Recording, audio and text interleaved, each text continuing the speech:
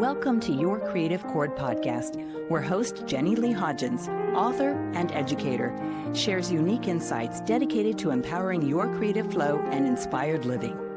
Through solo reflections and dialogues with creators and wellness experts, Jenny Lee shares holistic wisdom influenced by her Buddhist practice, alongside poetic insights and practical strategies for living authentically. This podcast helps you overcome challenges and unlock your full creative potential.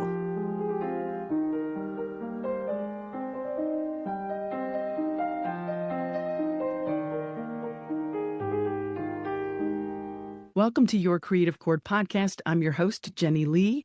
Today's guest is pianist and educator David Holter. With a master's degree in piano performance and pedagogy and certification in the injury-preventive Lister Sync method, David helps pianists develop both technical confidence and creative freedom.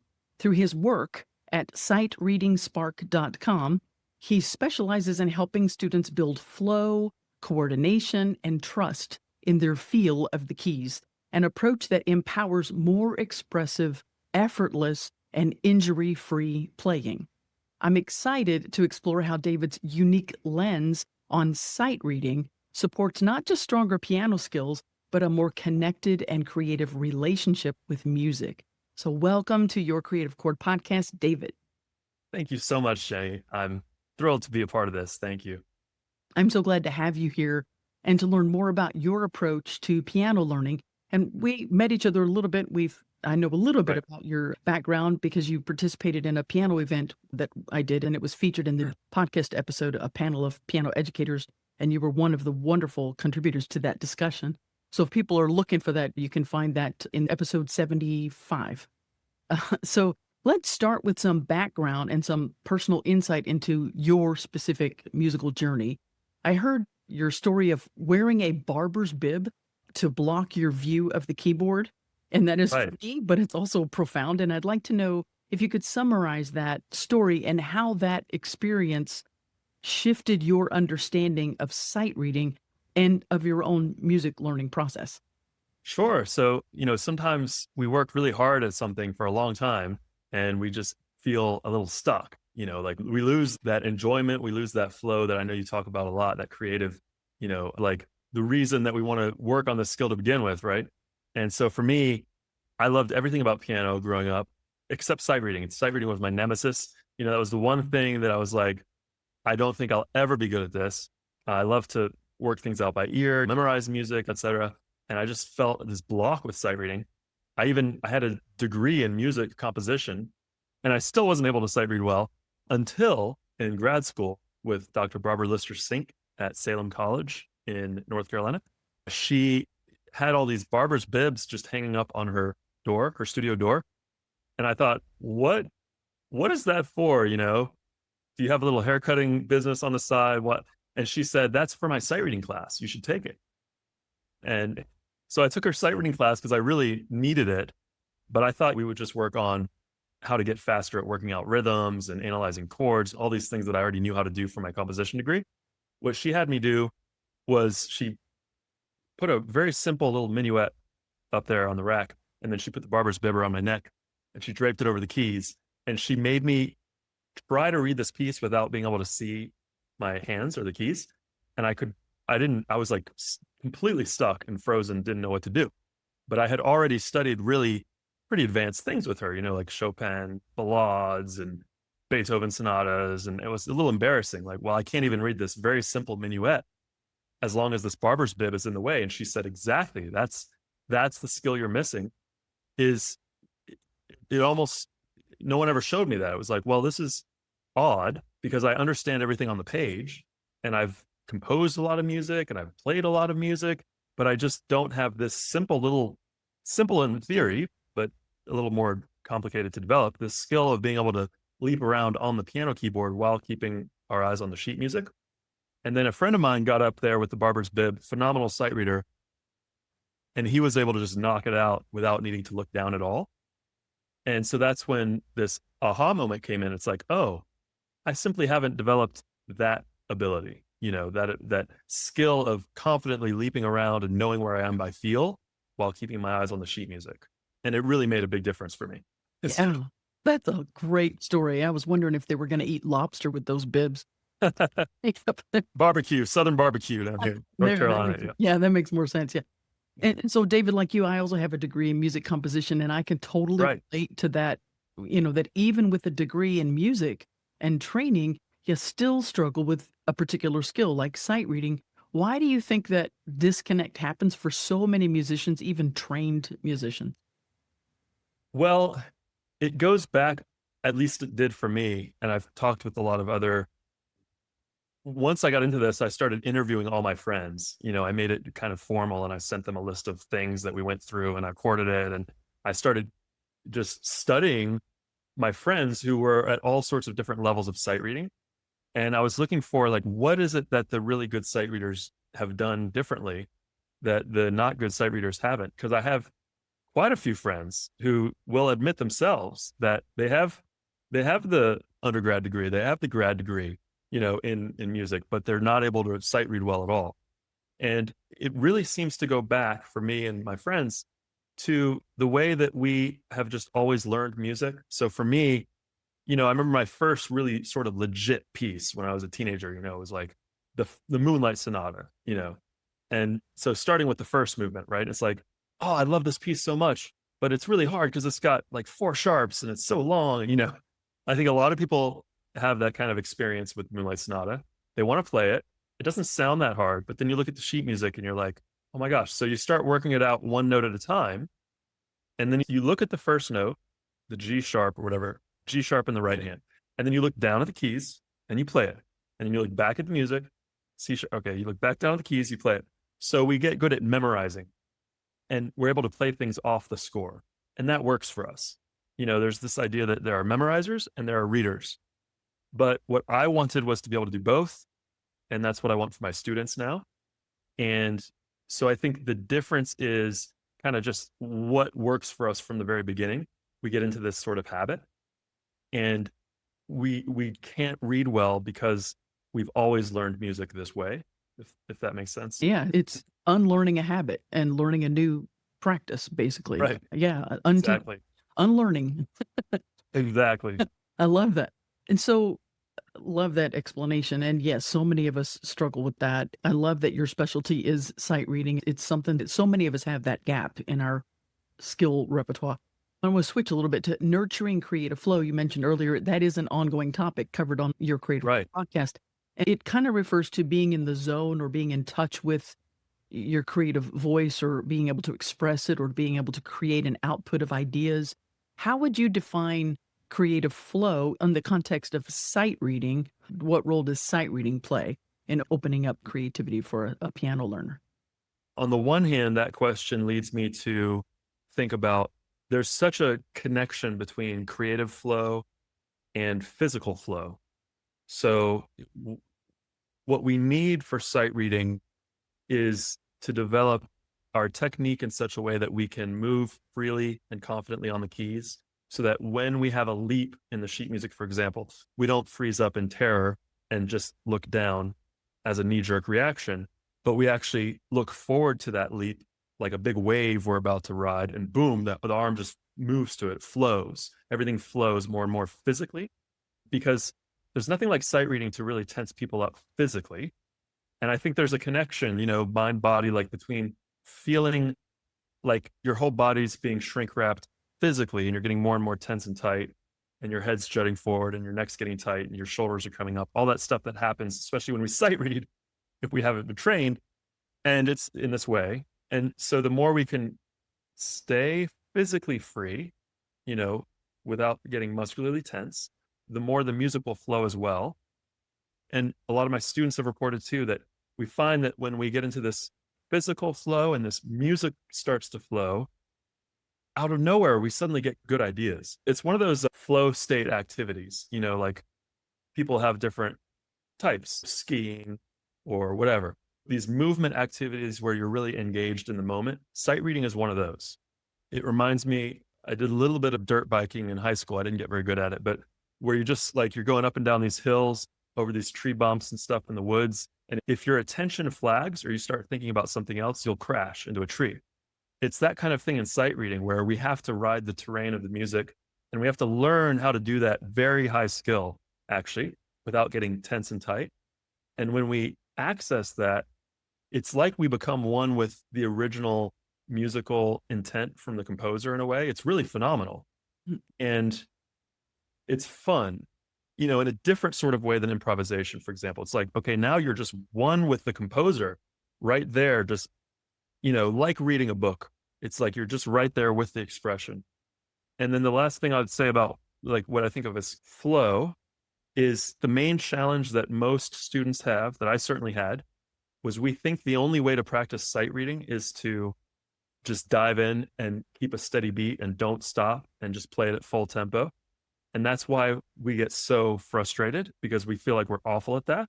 So what I have my students do in order to work up to the point where they can flow continually with the music, I have them intentionally practice, we call it blue mode, where they can take as long as they need on every beat of music to feel for it with the fingertips without looking down. So in blue mode practice, there's no steady beat requirement. There's no metronome police. They have all the time they need to feel for the right notes. And this means that they can go from beat to beat at just the right speed based on their skill level. That allows them to access a kind of flow state where they have just the right level of challenge. I love how you're starting with attuning to the physical sensation and feel, Right. because That's right. at a pace that they can manage, that is a very, from all the pianists and musicians I've known over the years in my own background, that is a very unique approach to sight Right. reading. Well, actually to piano learning itself, Right. from classical background or traditional background. Most people don't focus first on physical sensation and feeling your way and getting familiar with the physical topography of the keyboard, like your focus is there, and taking it at a pace. That's a big part of successful piano learning in general, but most people forget to do that until later when they have mistakes.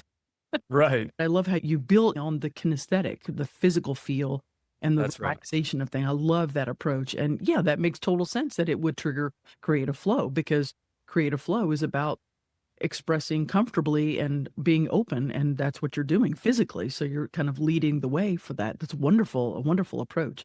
I want to explore how sight reading can be both creative and integrative musical practice. So, for example, what parallels do you see between cultivating your sight reading fluency and maybe nurturing other creative skills like musical analysis or composing or improvisation?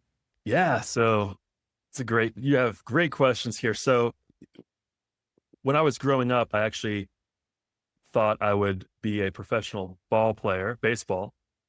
And I also thought I might be a professional writer.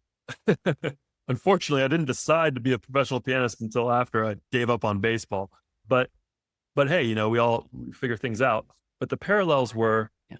that what inspired me to play baseball and to get better at it was watching the professionals, watching how they move, watching how they talk about the game.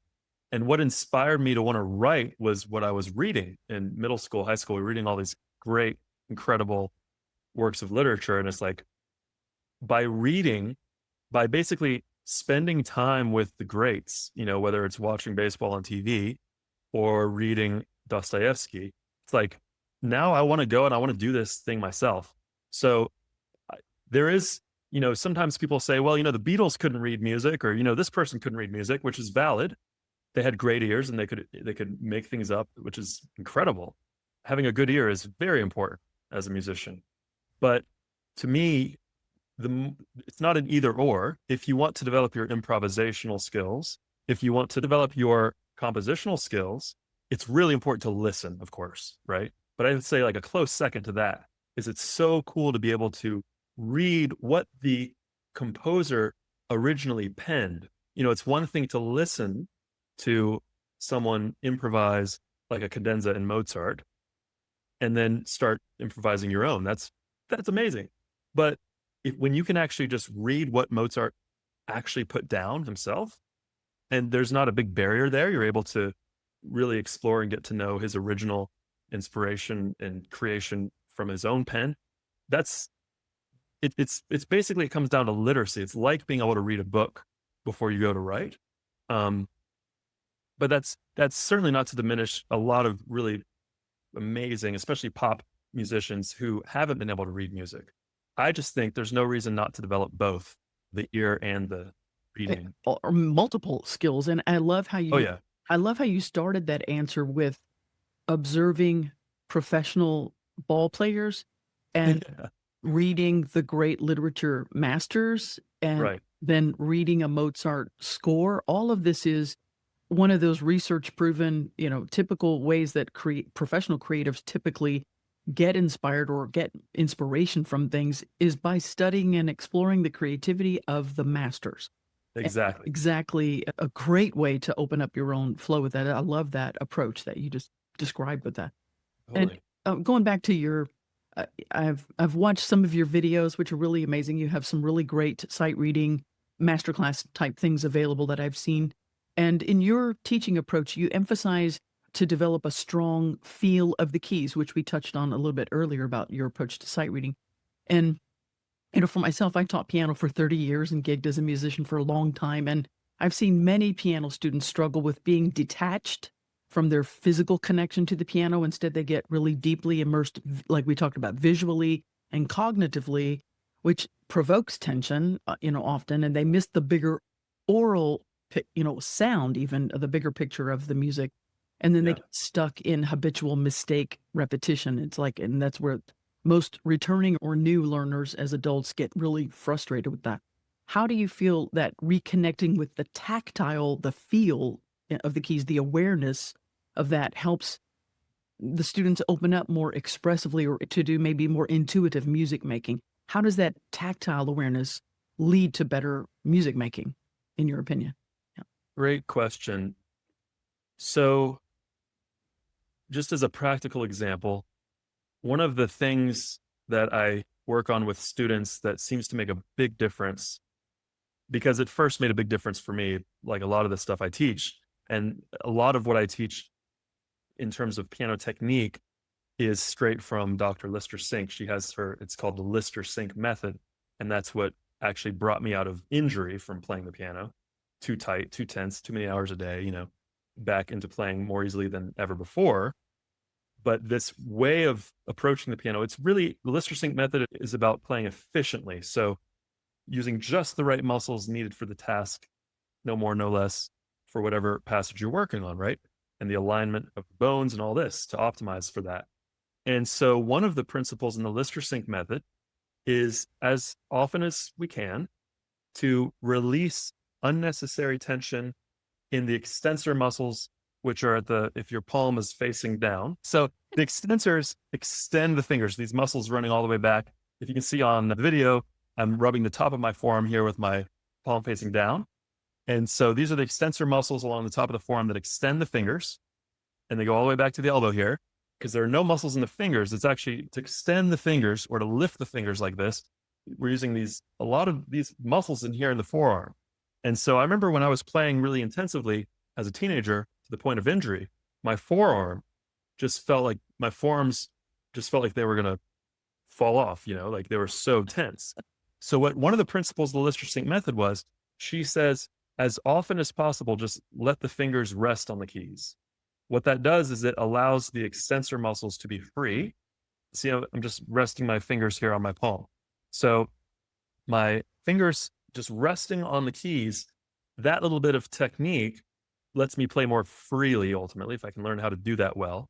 But it also helps me to feel the keys more. So to provide the student with more expressivity, like more artistry and more confidence, all that stuff that we want, it helps. Let's say if you're looking at the sheet music and you see, okay, there's an A major arpeggio coming, like A, C sharp, E, A. Really nice if you can let all 5 fingers rest and you're feeling all of those notes before you actually play through them, if that makes sense. Without tension, with relaxation. Yeah. Right, without extra tension. Or a simpler example, you see that we're about to play C, D, E, F, G all in a row, and you can see those notes all lined up there on the sheet music. If I can feel those notes with all 5 fingers, it's like, to take the biking example, if we're biking on a path in the woods it's like I'm seeing the next 20 meters ahead of me and I know what's coming up. Even though I'm going fast, I can see what's coming up. I'm confident. The problem with sight reading is it's really easy for people to just look one note at a time and also to hold up fingers like this while playing, which means you can't feel very much. Like you can't feel the path that's coming next in the next few notes. You can't feel it. So of course, that just leads to more tension and frustration. And also, if you're only looking one note at a time, it's like if you were biking, you're looking straight down practically. You're going to crash, you know? So it's amazing what this simple little technique principle, the difference that even just that can make. Yeah, relaxing on the keyboard and finding groups of patterns that your whole 5-finger can accommodate. Exactly. Change it, before you change to another. But it's a big shift for new learners or returning learners to switch from looking down at the ground on the bike or looking at one note at a time to grasping patterns like that. And you use that in your sight reading approach. You help them find the bigger shapes and Right. that basically initially. Love that. I love that approach. It's a great tip for all our piano listeners right now. A metaphor that a lot of people can relate to is typing. So if you can touch type, meaning you can type without looking down at the keys, you're confident with that because you know, based on where your hands currently are and what you're currently feeling, right? That little bump on the F, bump on the J, you know that you can very easily find any other key that you need from there. And so piano, it's like, as long as we are aware with the 10 fingers, we're aware of where our hands are at any moment. Yeah. Then we can apply the same sort of principle of the home row to confidently playing. And then when we need to leap or move the hand, you can translate that same kind of confidence from typing into reading music this way. I love that example. I was just going to ask, what does a typical musical practice session focused on flow and physical ease look like versus something focused on perfection or control? And what you've just described here, feeling where you are, recognizing it as the sensation, being aware of that full pattern and relaxing your fingers into it before you're even playing it. Right. To one note at a time. Is that what you would do in a typical music practice session that focuses on the physical sensation versus control or perfection? Right. So in a sort of a typical session, we'll do some technique with my students, which is really straight out of the Lister Sync method that I went through a certification program so I can teach this stuff. Method. Yeah. And it's really, we have to break things down quite a bit. So we start with very simple movements at the beginning. Like just one example would be, let's say we're working on quick leaps on the piano, which we wouldn't start with right away, but we would start with this principle of just letting the arms rest down by your side. So I think, so for the video here, one exercise from the beginning would be something like sticking the elbows out like this, which is what a lot of us do when we need to play a big leap. But actually, that's a lot of muscular effort. Yeah. The listeners that are not seeing it, his arms are up like almost like chicken wings. Like chicken wings. Yeah. Right. And so if I just let that go, if I let the upper arms hang down by my sides, so the elbows are hanging down by my sides, I'm not clenching or squeezing with the armpits, but I'm just letting my upper arms hang naturally, like we would if we're standing. Then I can do this sort of movement. So what I'm doing is I'm moving the forearms left to right in parallel to the floor very fast. Without any elbow chicken wings, by the way. Right. Just letting the upper arms continue to hang. That's the kind of simple, basic technique that we would just get a feel for. Then we would apply that to a leap on the piano. So for example, feeling your third finger, on middle C or middle D, and then applying that principle of the arm movement as we leap an octave, 2 octaves. First looking down at the keys always. So I don't want anyone to think that you should never look down. Anytime you're practicing technique and you're learning a new skill, like let's say you're learning to play A flat major scale for the first time and you want it to flow freely physically, not just get the right notes, but you want it to feel good physically and you want to be able to go faster physically. Really good to do that first looking down, because there is a sort of connection with the piano. And when I play from memory, I'll look down. Why not? Liszt looked down, there's not a problem with that. It's like, yeah, looking down, we can see more what we're doing and how we're physically moving. Then once you get a feel for the skill, so like this octave leap or this 2 octave leap or this scale, whatever it is, once you get a feel for being able to do that freely and in a flowy sort of way, not the most academic term, but then we can apply that, now let's do it with the eyes closed is a good next step. Okay, now let's do it looking at that kind of pattern in sheet music.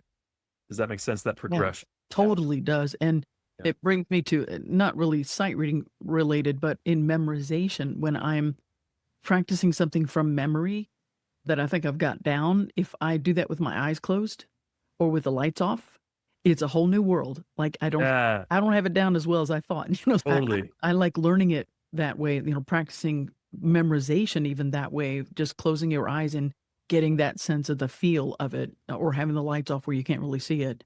That Love it's that. kind of the similar approach to your sight reading where you're getting comfortable with the physical sensation again, the tactile awareness, Right. how in depth that impacts your musicality overall. I love that. And Totally. by the way, just for listeners and YouTube watchers, we will definitely put the links to your method and your teacher's method and all that stuff. That'll be in the show notes so people can Cool. find what we're talking about.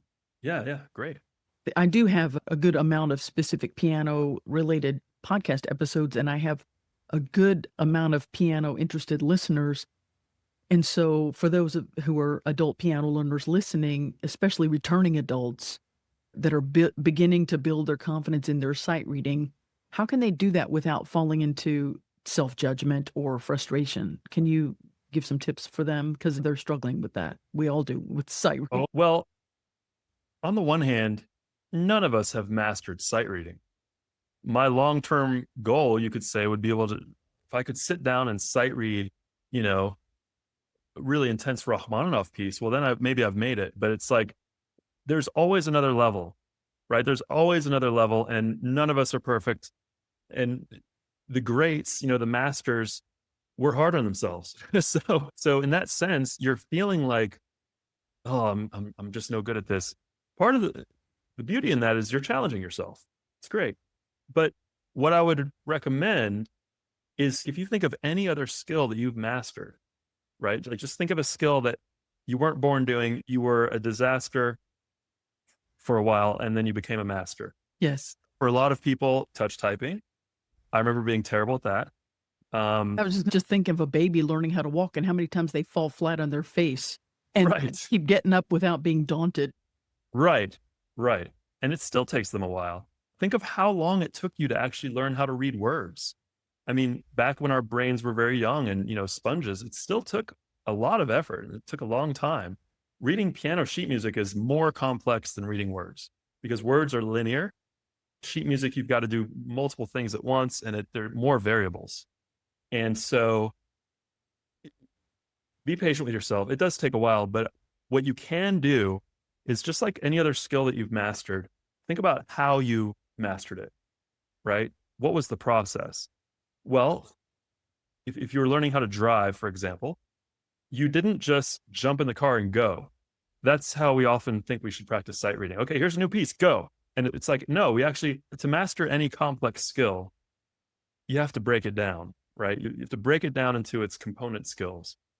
So you learned how to turn the car on first. You learned how to use the gas, how to use the brake, but you did this in a more simplified environment, right? Like a parking lot or something, hopefully. You had a guide. You had somebody who knew how to break it down. If you think of any sport, like in basketball, nobody, even LeBron James, nobody just plays games. They work on the isolated skills. So they work on dribbling by itself and they maximize their dribbling. They work on passing by itself. They work on shooting by itself, right? And so in sight reading, we need to do the same thing. So the big one is let's break it down into the skill of rhythm, right? Let's work on rhythm separately, which a lot of teachers do, which is fantastic. Have the student clap and tap the rhythms, count the rhythms. But then separately, we should also work on note accuracy by feel without the rhythm requirement. This goes back to the blue mode concept. One thing at a time. So just work on your feel for the keys without trying to do the rhythm at the same time. That's too much all at once, for whatever level you're at. And so what I like to do is break it down even more with the student, because I used to have my students just work on feeling the keys. I would say, just, put a barber's bib on, just feel the keys. And even that, it's a little complicated. It's a little overwhelming because there's 88 keys. So we broke it down even further. And so real quick, they're shapes. Like you mentioned, shapes are groups of notes. So you want to be able to recognize any interval, right away. By feeling it, right? Yes, by seeing it and feeling it. So we work on seeing intervals and feeling them off the staff. So we take these intervals off the staff. So they're not even thinking note names. They're just feeling and thinking, thirds, fourths, fifths, right? Then we start stacking those into 3-note shapes, 4-note shapes. So you're able to read the words, musical words, not just the notes, the individual notes, but see the relationships, the groups very fast. Then when you put those shapes back on the staff, you only need to know one note, right? And then you play the rest of the shape from there. Shortcut. Yeah, exactly. And other skills, like just being able to feel certain hand positions in any key signature and being aware of them. Regions, so that's being able to leap, for example, to the ledger lines without needing to look down. And anchors, which is essentially like if I can feel that my pinky is on C and I need to get up to the F above that my right pinky's on C, I need to get up to the F. Well, that pinky's like an anchor, very close to the target, and I can move relative to that. So we develop all these skills in isolation and then weave them back into how to read a piece of sheet music. If that makes sense. Kind of using your spatial recognition, Yeah. physical spatial recognition feel of how Yes. far movement are we needing here. That's Exactly. the real attentive, the tactile awareness there is very definitive. It's very Right. finite. That's a wonderful skill that so many people have missed that point in learning piano. Love that description. Thank you for taking us a little bit into the process so people can kind of get a gist of how that would work. If you've ever wanted to learn piano but didn't know where to start, or if you've been frustrated by a plateau and really need a breakthrough, my Essential Piano Basics course is designed for you. Based on my book, Start Piano: What You Need for Successful Learning, and over 30 years of music teaching experience, it draws directly from the questions and challenges students have brought to me repeatedly over the years. It gives new and returning learners exactly what they need to start or return successfully and avoid the common frustrations that often stop progress. In my course, you'll get clear guidance and practical strategies to build confidence, practice effectively, and create a routine that fits your life without overwhelm. You'll also gain critical mindset tools and insights to enjoy your practice and make steady musical progress. My Essential Piano Basics course officially launches on January 6th, 2026, and it's available now for enrollment at yourcreativechord.com/EPB. Whether you're returning to piano after a break or starting fresh, this course gives you the foundation and strategies to move forward with confidence and clarity. Now I want to kind of switch gears and talk about some common mental and emotional hurdles that creative players face. Many creative people, not just pianists, struggle with perfectionism or overthinking. Well, adults, I think in general, struggle with that. So what would be your advice for staying open and fluid in the face of making mistakes, especially when sight reading? Great question. It's really important, right? So in blue mode, where we take the rhythm out of it, so you don't have any steady beat requirement, you just take all the time you need to feel for the right notes and be sure that the notes that you're feeling match the ones that you're seeing on the page. The idea with blue mode is we're not going to get notes wrong usually, because we're taking as much time as we need to be sure by feel. However, if we do get a note wrong, then we can pause and consider, okay, this is what I played, this is the actual, and what's the difference between the two? So mistakes are like your golden opportunities for growth, because what you want to do, nobody plays piano perfectly ever the first time. So unless they're not challenging themselves at all, you want to make mistakes. If you sound really good practicing all the time, then you're not really challenging yourself, right? So you want to make mistakes, just like if I shoot a basketball, which I'm awful at, so I'm sure I would miss.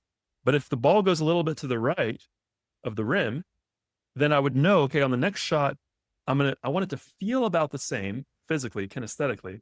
I'm going to move whatever, my wrist, my hands, so it goes a little more to the left. And I'll keep doing that adjustment until I make the shot. Yeah. And once I make the shot, if I was really paying attention to how it felt physically, now I have like a mental recording and I'm more likely to be able to replicate that. It's the exact same thing with feeling the keys. I want to break you know? that down. I'm going to unpack that just a little bit. Excuse me, because I think that is such a critical part of learning music. What you just touched on there, you touched on so many layered skills, even in the simplicity of what you just described. But the act of recognizing you've made the mistake, stopping, evaluating what happened, figuring out the difference and what the right thing was. I think that stopping and pausing and evaluating what went wrong. And I love you call it blue mode learning, Right. right? So over the years, I just got tired of saying no steady beat requirement. Just take your time to feel without looking down until you feel for the right notes. So we started calling it blue mode because it calms everything down. You have as much time as you need. So it's calm, it's deep, like an ocean. Yeah. It relieves the pressure, relieves the pressure. Right. That I Right. love that. I love that blue mode. I love that. And so the idea that you don't have the pressure of doing things, at a certain speed. You just have the Right. pressure of one task. And then when you make that mistake, you pause and evaluate and figure out. And then you took it further into not just evaluating and assessing what did I do wrong? How can I adjust? That's critical thinking to fix it. And then you're recognizing the tactile awareness of, making that move or that shift to a different, physical locale, like you were talking about, a little shift to the right of the rim, a little shift to the left or whatever.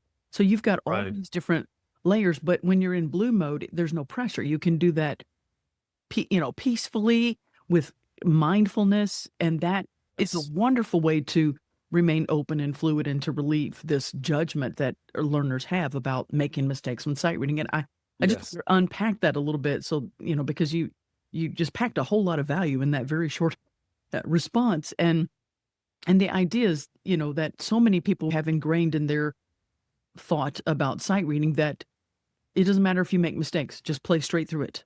Right. That's a different place of sight reading skill Right. than what we're talking about. Right. Yeah. That's red mode. Red mode. That's red. We call that red mode. Yeah. So blue mode is where you have all the time you need, and it's actually very pleasant. So for example, well, yeah, if it's not pleasant, then you're probably doing it wrong. We should talk, but it should be enjoyable. It's very important that we enjoy this because the brain learns best when it's happy, and when you're absorbed in the task and engaged. So when we're reading through sheet music in blue mode, let's say it's Bach Gigue, and it's supposed to normally go kind of fast, but I love reading Bach in blue mode, especially because it gives you extra time. It's slowing everything down, not only slowing it down, but making it malleable. Like you can spend more time on any beat you want. And it gives a little extra time. It develops the ear too. It gives a little extra time to feel and really be aware of everything Bach is doing. Stretches it out, and I love it for composition students too, because you have more time to feel and hear every moment and the voice leading and all that stuff. But then, shall I talk about red mode a little bit? Sure. Everyone's dealing with it. It's learning to sight read. So go for it. So yeah, we don't stop with blue mode because rhythm and pulse is very important. Of course, that's what really makes music come to life, right? And so red mode is like the heartbeat of the music. So red like a heart or like fire, it's more high energy, exciting. This is closer to what you would think of as traditional sight reading practice, where now we shift focus, right? We're no longer just focused on feeling the keys and developing that skill without a beat. Now we're really just focused on developing our sense of pulse and rhythm and timing. So now you are allowed to miss notes. You can miss notes left and right, depending on how difficult the music is, as long as you stay with the beat. And that's more common sight reading advice. I think the two really need to be practiced separately to maximize your skill. In red mode, my students are allowed to glance down occasionally. They're encouraged not to, if possible. Like, don't glance down just out of habit, but glance down because you truly need to at that moment, which I do when I sight read too. There's no reason not to. But blue mode is an opportunity to develop that connection, that flow between your eyes on the page and the feeling in the fingertips. Whereas red mode is more like, okay, now let's test it, right? Like let's drive a big 16-wheeler over this bridge and see where it cracks. So I like to do one line of sheet music in red mode, for example, and then whatever wherever spot the student missed a note or just felt really off with that moment, let's go back to that moment, back up a little bit. Let's move through it in blue mode so we can reinforce, right? Again, like the mistakes are the learning moment opportunities. So then, like you say, you do it a few times and now you have this higher level of skill. So then we go back through it again in red mode. We're just alternating between blue mode and red mode. Yeah. Practicing two completely different skills. Right. And for people new to sight reading, I love the approach that you have about one goal at a time, basically. Right. That's right. Relieving the pressure and we're focusing. That's my approach in general for teaching or for anything. But also like when approaching new pieces of music, first you're looking at it and focusing on one thing at a time, whether it's the rhythm or the accidentals or the key or what, just look at it and notice things one thing at a time and to get familiar visually with what you're seeing, whether we're starting very simply with, recognizing hand shapes or a specific feel of the topography of the keyboard, whatever it is, you're looking at it first before you even touch the keyboard.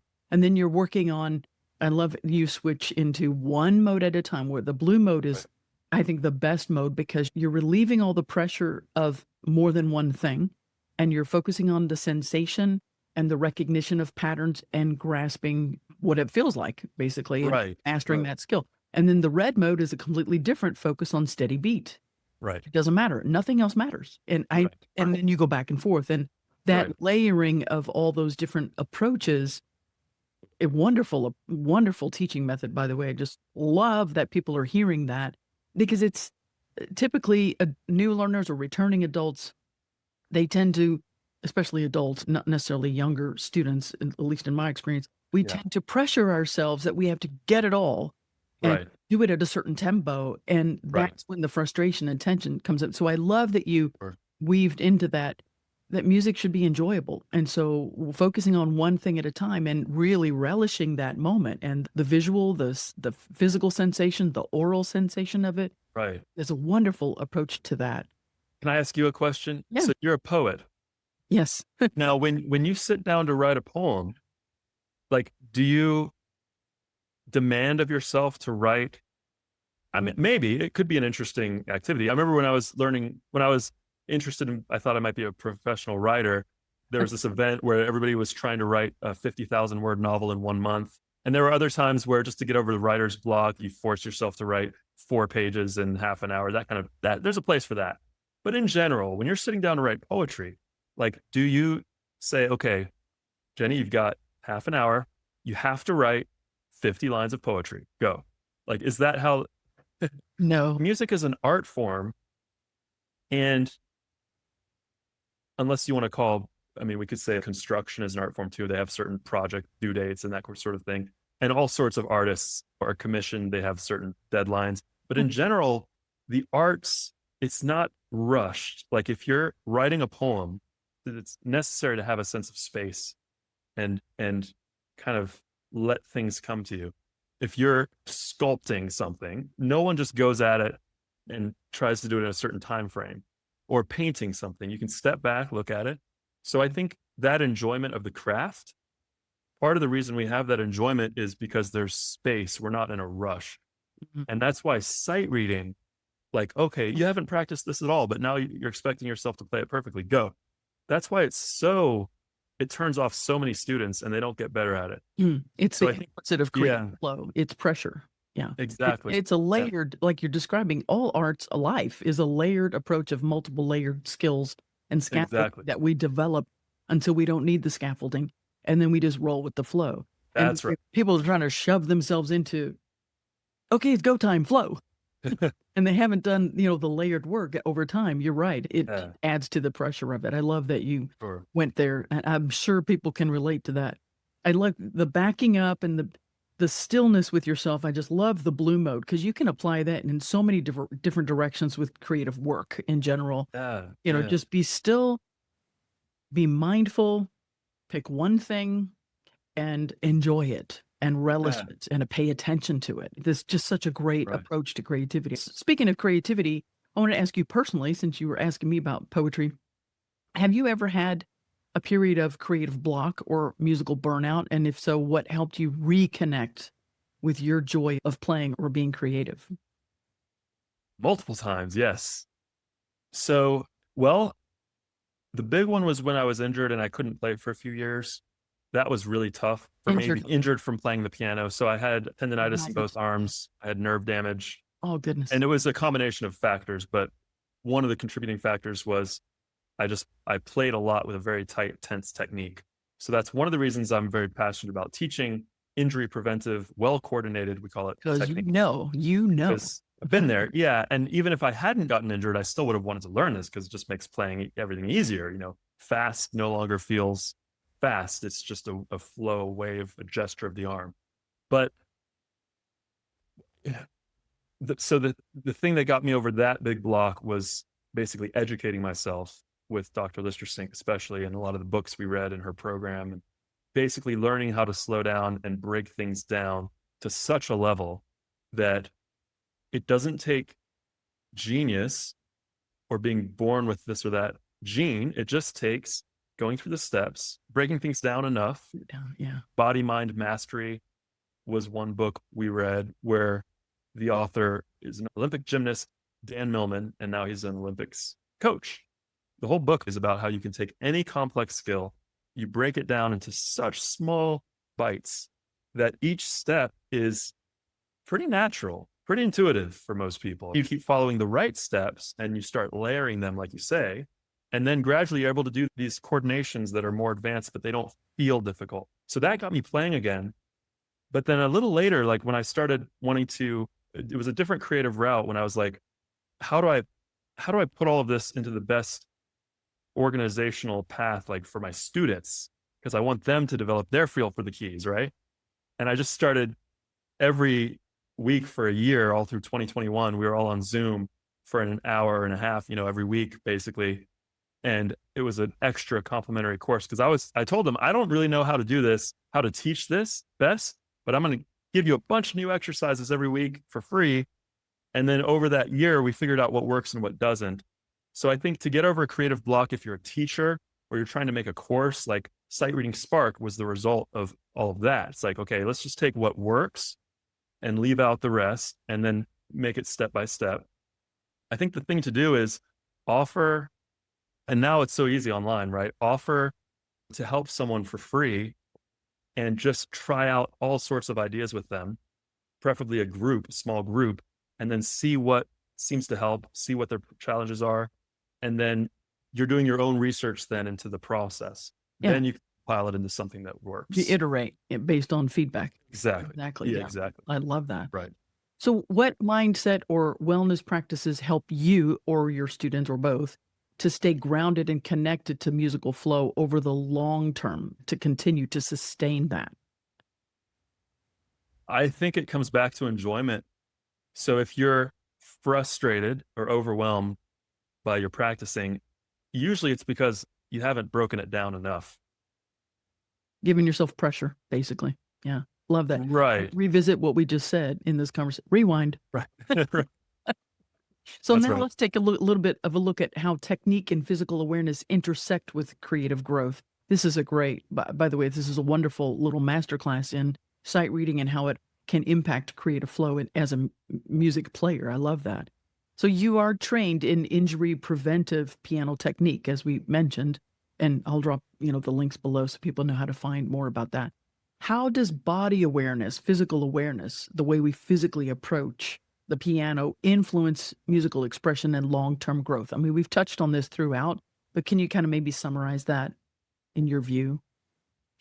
Sure. So the physical approach to the instrument, technique with the Lister Sync method, we define technique not as what you play, but how you play it.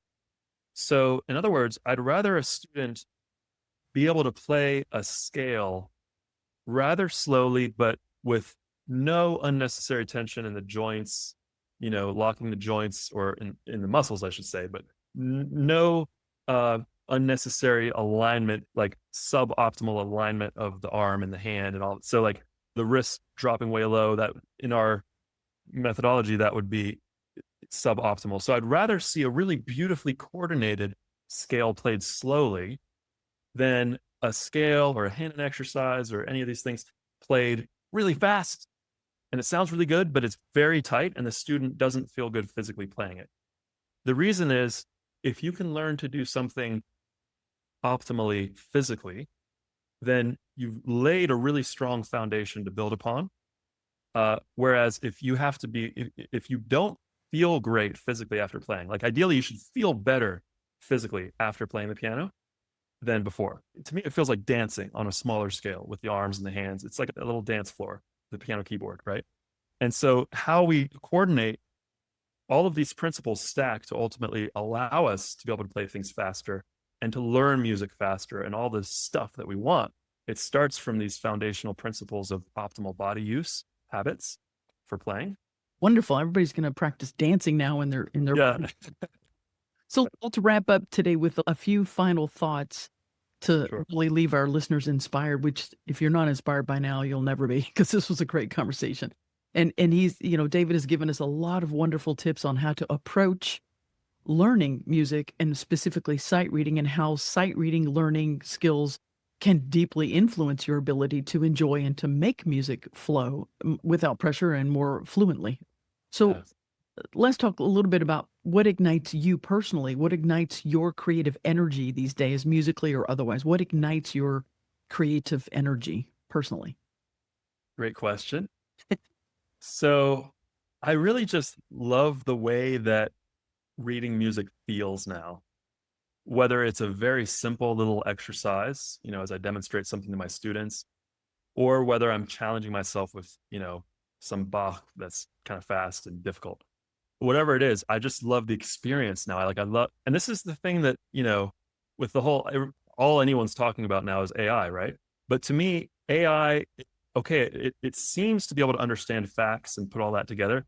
But what it doesn't have, what makes being human so great that I don't see AI replacing, is the sensation, like the physical experience of being alive, of movement. So now, whereas sight reading used to just feel like torture to me, physical pain, emotional, just like panic, all of that fun stuff. Now it does feel like dancing on the keys. There's a flow, there's a kinesthetic enjoyment to the movement, Wow. like just like in dancing. Mm. There's also the enjoyment of discovery. Improvisation feels more like creating something, like blazing your own trail. Whereas sight reading feels more like riding down a path that some really great, path builder put there in the woods, or like a roller coaster. It's something that somebody designed and you're going for the ride and it's fun. And so it's like all of that actually was a combination of developing my feel for the keys and developing technique for flow. So the experience of keeping my eyes on the page, feeling the keys, hearing the music, that flow state, that feedback loop is just really enjoyable, even if nobody can hear it. Of course, it's fun to perform where people can hear, but even if you're just by yourself, it's well worth the time and effort to develop that for the experience of it. So what lights me up is helping people to be able to experience that more and more, because it just makes life richer. Yeah. It's like you're one with the music. Yeah. And and so even just teaching the fundamentals, I get excited about. Even seeing somebody just flow through a scale with a little more freedom in the wrist, it's exciting because, as I'm sure you know as a teacher, it's like the little things are the big things. So when you get the fundamentals, when a student starts to master the basics, that that's going to lead them to really great places. Yeah, Yes. totally. Oh, beautiful. Very inspirational. Everybody now wants to go play their piano. Good. Enjoy. So Great. this has been really phenomenally wonderful. This is just a little masterclass in how to approach sight reading in a much more enjoyable way, in a more effective way, and that's fruitful towards really being able to express more naturally and authentically. And I'm really grateful for that. And it resonates 100% with how I approach teaching and how I approach learning as well. So, and even still, like you say, multiple things that we can always still be working on, and it will never end, but it can always be enjoyable as you go through. So I've really enjoyed learning from you. You have such a beautifully articulate, gentle way and clear way of explaining things, and I'm sure your students really appreciate you for that. And speaking of that, where can our listeners go to learn more about your work or join your Sightreading Spark community? Can you share all the things and how they can find you? My Facebook group is called Piano Sight Reading Community. And it's a place where I share a lot of strategies and tips. It's a private free group on Facebook that you can join. And then if you go to sightreadingspark.com, that's where I offer these workshops that are free or low cost workshops online. So you just go to sightreadingspark.com to sign up for that. And then at those workshops, I usually talk about my course more too for people that want to study with me more deeply. Walking people through a lot of what we discussed today so they can learn Right. skills. Right. I highly recommend this because I've gone to one of those. It's very well laid out, very clear, very helpful for any level of learner interested in improving sight reading skills in general. So thank you so much, David. I appreciate so much your thoughtful insight and your practical and accessible and articulate and clear approach to music and skill development and how you've expressed it all for us. And it's very clear that your work encourages more than just technical ability. It offers a path toward expressive, physical, mindful, and creatively empowered musicianship that is enjoyable. So I want to just thank you again. And then to you, our dear listener, if you enjoyed this and you know somebody who might benefit from today's conversation, please share this episode with them. Thank you for listening to your Creative Chord podcast. Until next time, keep nurturing your creative flow and inspired living. Thank you, Jenny. My Essential Piano Basics course is now available. Based on my book, Start Piano, What You Need for Successful Learning, and over 30 years of music teaching experience, it addresses the challenges most new and returning piano students face. You'll learn practical strategies to build a solid foundation, practice effectively, and gain confidence at the piano. Enroll today at yourcreativechord.com/EPB and start making steady, enjoyable piano progress. Thank you for listening to Your Creative Chord podcast. If you found inspiration in today's episode, please leave a review and subscribe to the show. Your support helps spread the message of creativity and inspired living. Stay connected with Jenny Lee and a vibrant community of creatives and curious minds. Visit yourcreativechord.com for more resources. Remember, daily life is where your creative flow begins. Embrace the journey